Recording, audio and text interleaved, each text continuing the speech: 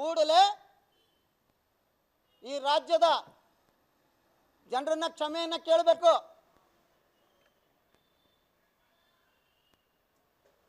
ಅವರು ಈಗಾಗಲೇ ಅವ್ರಿಗೆ ತಪ್ಪಿನ ಅರಿವಾಗಿದೆ ಅಂತ ಅನ್ಸುತ್ತೆ.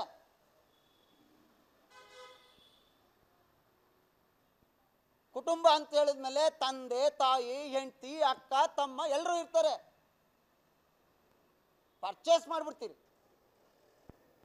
ದೇವೇಗೌಡರ ಕಾಲನ್ನ ಧೂಳ್ಗೂ ಸಮ ಇಲ್ಲ ನೀವು. ಅವ್ರು ಕೊಟ್ಟಂತ ಭಿಕ್ಷೆ ನಿಮ್ಗೆ.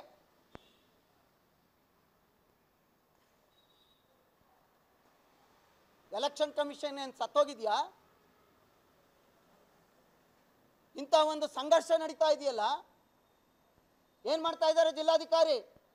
ಏನ್ ಮಾಡ್ತಾ ಇದೆ ಎಲೆಕ್ಷನ್ ಕಮಿಷನ್? ಯಾಕೆ ಕೇಸ್ ರಿಜಿಸ್ಟರ್ ಮಾಡಲಿಲ್ಲ?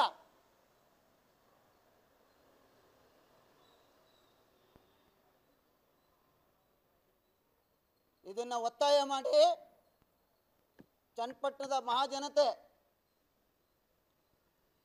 ಈ 93 ವರ್ಷದಲ್ಲಿ ದೇವೇಗೌಡ ಸಾಹೇಬರು ಮತ ಕೇಳಕ್ಕೆ ಬಂದರೆ ಒಬ್ರು ಹೇಳ್ತೀರಿ ವೀಲ್ ಚೇರಲ್ಲಿ ಬರ್ತಾರೆ ಅಂತ, ಒಬ್ರು ಹೇಳ್ತೀರಿ ಕಣ್ಣೀರು ಹಾಕ್ತಾರೆ ಅಂತ.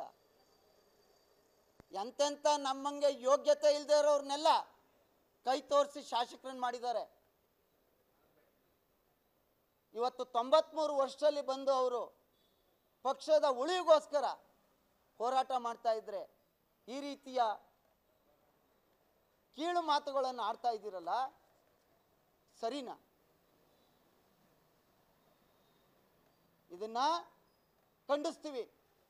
ಇವತ್ತು ರಾಜ್ಯದ ಅನೇಕ ಭಾಗಗಳಲ್ಲಿ ಸಾಂಕೇತಿಕವಾಗಿ ಪ್ರತಿಭಟನೆಯನ್ನು ಮಾಡಿ ಜಿಲ್ಲಾಧಿಕಾರಿಗಳಿಗೆ ತಹಶೀಲ್ದಾರರಿಗೆ ಮನವಿಯನ್ನು ಕೊಡ್ತಾ ಇದ್ದಾರೆ. ಕೂಡಲೇ ಇದಕ್ಕೆ ಕ್ಷಮೆಯನ್ನು ಕೋರದೇ ಇದ್ರೆ